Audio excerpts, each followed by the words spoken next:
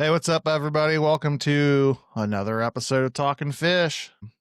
Hope everyone's having a good winter. Hopefully, if you're into the ice, that you got a little bit of it.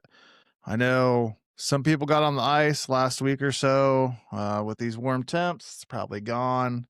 It is gone. But and if you're a caster not into ice, well, I think you're gonna have a few days to get back to it. Anyhow, gonna get back here to today's episode, messing around a little bit, trying a few different things out, which is kind of cool. I think it's going to work out really well. Different camera if you're watching. The last camera was I thought the quality was good. I'm just not sure, like it would cut in and out, and like last episode, it went just quit working for whatever reason. Once again, like I said, I'm a fisherman, learning the tech side of things. So yeah, anyhow, today's episode, I should say, even check that out right here. Today's episode and that sweet poster, it's framed. I'm in the process of moving. Eventually, this office studio will look a lot better, but right now it is what it is. I'm happy with it.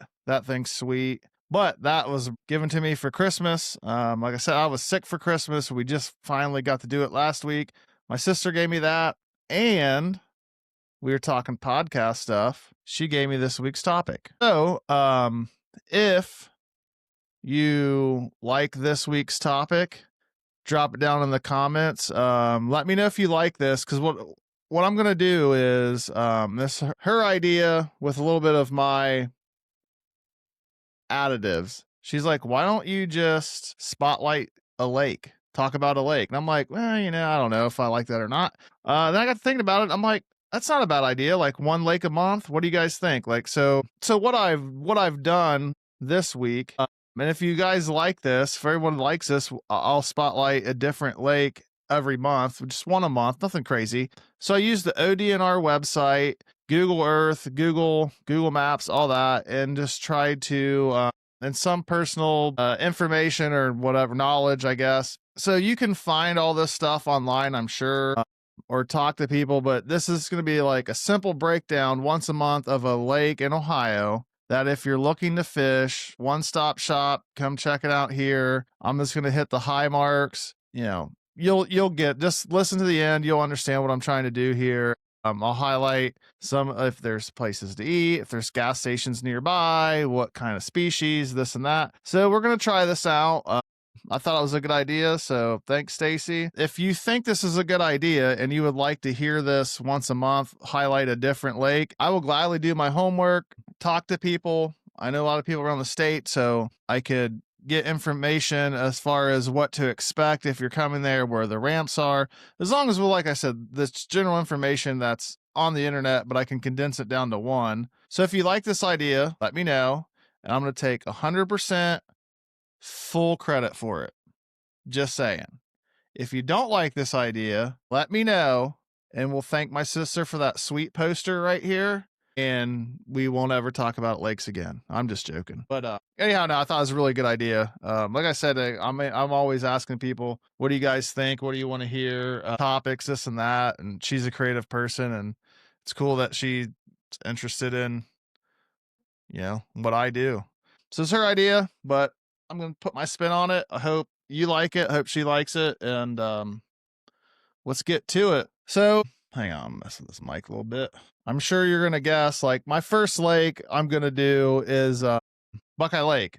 Well, two reasons. A, I live on Buckeye Lake, so near and dear to my heart, got a lot of experience, got a lot of, I don't know, knowledge is it, but I'm familiar with the area, and it's Ohio's first state park. I don't know if a lot of people knew that or not, but it was the first state park. I could click over and do some stuff on the internet here. I'm not going to read you word for word, because you guys can do that. And this is just a synopsis, what to expect if you want to come visit. It's, like I said, it's Ohio's oldest state park. Sorry. It's 3,100 acres. It was based off the canal system back in the day. It was a feeder lake for the canal system. And then that went away. Then it had an amusement park. I'm not going to get too far in the history. you guys probably already know about it, but I'm going to get to what you guys are here for, and that's the fishing aspect of things. So, like I said, it's 3,100 acres, not real big. The one thing they don't have is the average depth. I could probably find that, but anyhow, 3,100 acres, and on the North Shore, especially the bank fishermen, if you're not familiar with it, there is a 4-mile bike path. It's asphalt, and it runs from the North Shore boat ramp all the way into Leeds Island. It's 4 miles long. So there's a lot of public shoreline here as opposed to other lakes that I've been to. I It's close to Columbus, roughly 35-40 minutes east of Columbus. So I think that's why a lot of people fish it. The public access is there's quite a bit. It's right off Interstate 70. Depends on where you're going to on the lake, but like I said, I'm just gonna kind of hit the high points, what to expect if you come out here. But yeah, there's a 4-mile walk path on the North Shore, tons of docks, tons of rocks, places to eat, all kinds of stuff. You just gotta watch out. There's all kinds of bikers and runners and you name it, skateboarders. The boating for this lake, it is an unlimited horsepower lake. I'll touch a little bit more on that here in a minute, but it's unlimited horsepower, so you don't got to worry about it's like not a 9.9, whatever, blah, blah, blah. So whatever your boat's got on it, good to go. As far as legal, there's boat ramps located at Leeds Island, which is on the west side of the lake. The North Shore boat ramp, obviously, is on the north side of the lake. That's the closest to 70. And then Fairfield Beach, that is on the southeastern side of the lake. It's probably the least popular, in my opinion. Like I said, some of these lakes I have a little bit more knowledge of, so I'll interject a little bit here and there.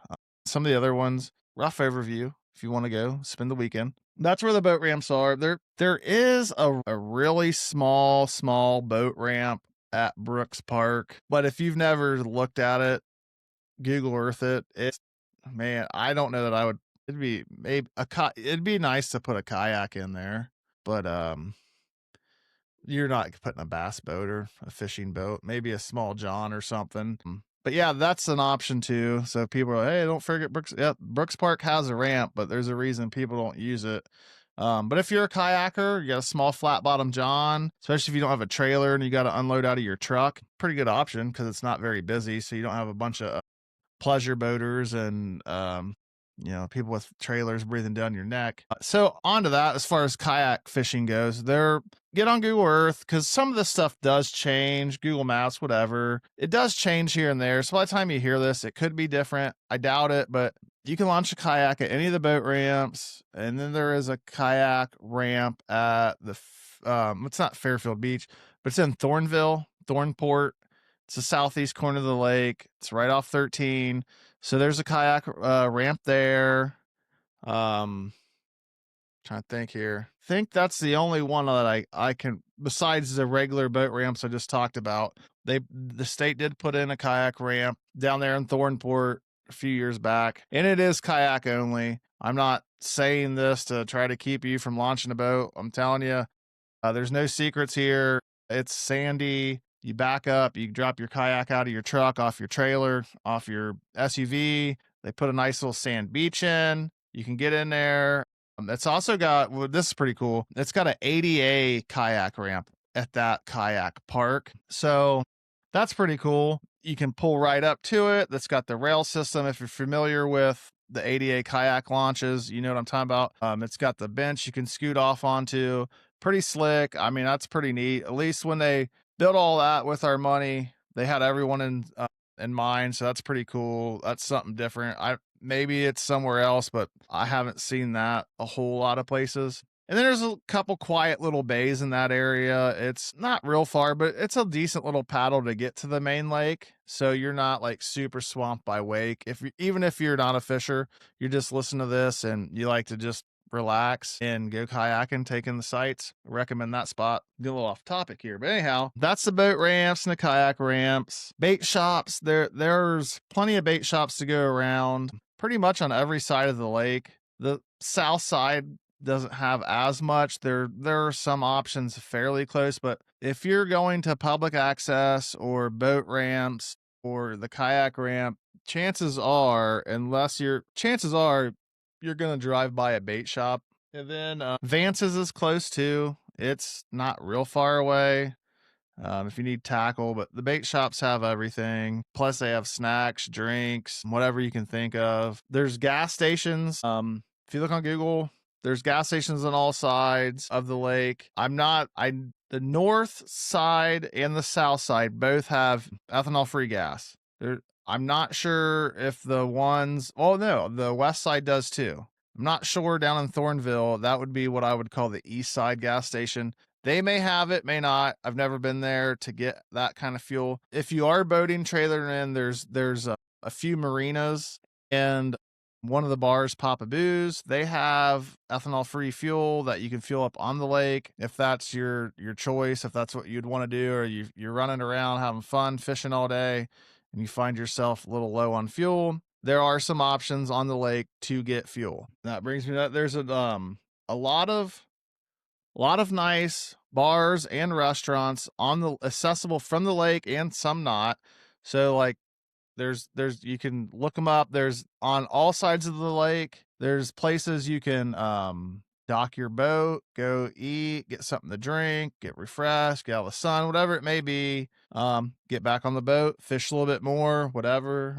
Maybe that's what you got to do to get out for a weekend or something. Just tell the wife, hey, I'll take you to the winery. And she says, sure, but you didn't tell her that you're gonna, troll for 4 hours before. So there's stuff like that. And then all kinds of stuff. Even off the lake, there's fast food, mom and pops, bars and grills, places that you can pull in a truck and trailer, places that you can't. I'm trying to compress everything into a small, real quick kind of overview of the lake. But if this is something like it's sounding like you'd like to do, check it out. But there's a lot of places out there. There's also really nice, in my opinion, the best cigar lounge in the state, smoke on the water. Get done fishing, having a good time. You want to relax with your buddies, cool off in the shade, hit them up. They got some good cigars, great people, great company. If you do go there, tell them you heard this on Talking Fish, and they'll give you a 0% discount. It's going to be amazing. First sponsor. I'm joking, but now check them out. All fun aside, I'm kidding, but good people. There's a ton of great people around the lake that really depend on the fishermen to come in and spend money. It's good time. So if you do come out and fish, check that out. There is one ice machine that I'm aware of. I know a lot of the marinas, gas stations sell ice. There's also off of State Route 79, one of those freestanding units you may have seen in Florida or Lake Erie that it's 24/7 ice if that's something you would need. Say if you've been here, you already know. If you haven't, saw guy is probably the biggest draw as far as getting into fishing species. Most popular, I'd say the saw guy. A lot of people come out for that. Crappies up there. A lot of people come out the crappie, especially in the spring. There's a lot of crappie boats off the shore. Bluegill fishing's decent. The channel cats are plentiful. The size isn't like you're not going to catch the next state record in my opinion. So now that I said that, probably maybe tomorrow somebody will. But all jokes aside, the good fishing, the saw guy fishing's really strong. The crappie's really good. I'd say that's what the most people come out for, and the channels. That's probably your top three. Bass, I'm not a big bass guy, so my opinion probably doesn't hold a ton of weight, but the springtime can be good. There's a lot of bass tournaments in the spring. And then, like I said, I talked about the unlimited horsepower. That brings me till summer. Once you get into summertime, if you're not familiar with it, it becomes a party lake, becomes a good time lake, and it's tough to fish from a boat. The shore is still tough too, a little bit, but there's just so much boat traffic, especially on the weekends. If you live far away and it's just something you're looking into, just from a guy that's seen it come in the spring or come in the fall, probably don't want to fish on a July Saturday. Just it is what it is. Come down, have fun, go out to eat with the family. But if you're looking for a good time fishing, you're probably and you're really serious about fishing, you'd probably be annoyed. It's just there's a lot of pleasure boaters. That's part of it. Um, just in the DNA of this lake. Public access. Talked about it. Hit on it a little bit. If you're a bank guy, um, Like I said, there's that 4 mile stretch. You got some areas there you can fish. Leaves Island, Mud Island. It's got like a little wooden deck pier type deal. You got Fairfield Beach area, and then you have the North Shore boat ramp area and Brooks Park, Sellers Point. I think I got them all. But yeah, I mean, it's a fairly small lake, but there's a lot of decent public access. So if you're just looking to try your hand, there you go. There's plenty. I will say all of these parks kind of differ in a little bit as far as one's got a lot of parking, one's got a little bit of parking. So do your due diligence and decide, depending on what day you're coming. If it's a weekend, you might want to try a spot at the bigger parking lot, whatever. There's a decent amount of public access there. But yeah, and then another thing to think of, I want to remind you about, like I said, just a quick overview, especially for people that aren't familiar. This lake, Buckeye Lake, does get drawn down in the wintertime. Generally speaking, November 15th, they start lowering the lake. They draw it down 3 feet. So if you're a boat guy, especially if you got a deep V, something like that, and it's a nice warm March day or a nice warm December day, I don't boat, I have a pontoon. I don't have a fishing boat. I've never been out on drawdown, but I've heard of people tearing up their stuff. So it's something to think about. You may want to talk to some locals, not me. Talk to some locals that boat in the quote unquote off season. Some good lake maps, local knowledge. It gets shallow. It's a shallow lake already. It probably on average 6 feet, and everyone that's been there is like, whatever, there's 2 feet, there's 10 feet, whatever. It's an average. But then they pull 3 foot of that off for the winter time. So these are just general numbers, but they're close enough.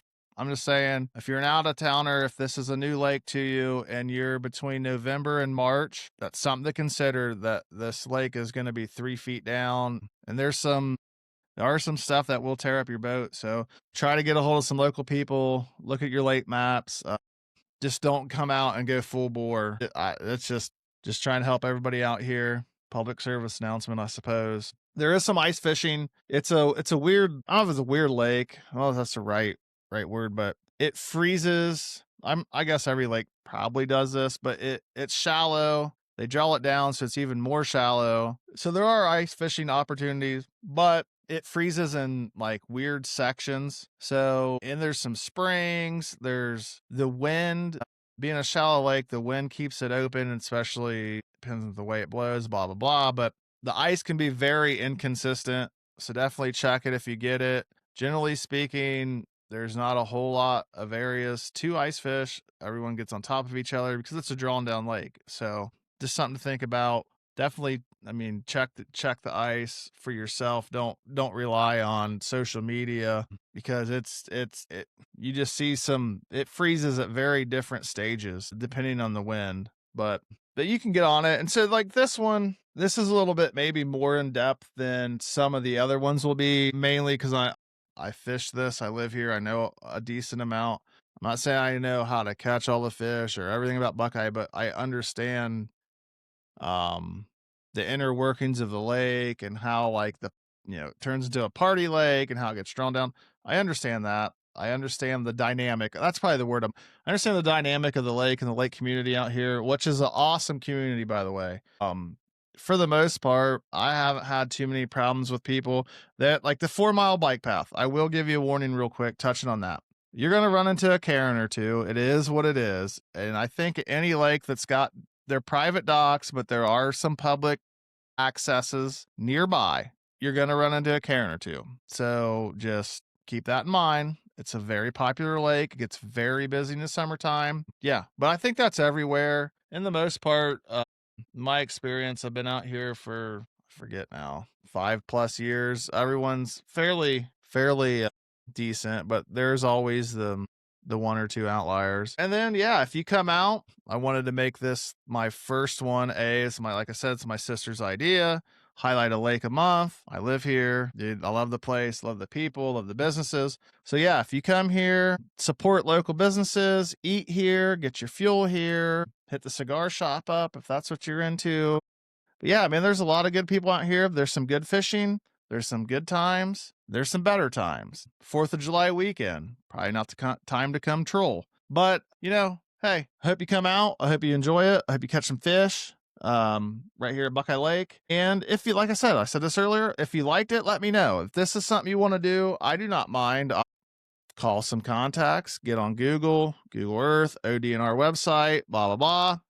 And we can highlight, you know, what's maybe it's every other month, once a month. Pick a random lake in Ohio. Let me know. I'll highlight it. And maybe it just helps people steer their vacation time or their weekend time. Or, I mean, it's one thing to read it, but then to hear it from this and that. I'm trying to put everything together to save everybody some time and money. But yeah, man, I hope you guys like this. Hope you like the idea. I did. So I decided to go for it and I appreciate it. I thank my sister once again for this idea. And if you see that awesome poster, can't wait for the new place. Hang it up in the background. It's going to look way better than it does right there. But that thing's sweet. But yeah, like and subscribe, comment below what lake do you want to hear next, and I'll catch you right here next time talking fish.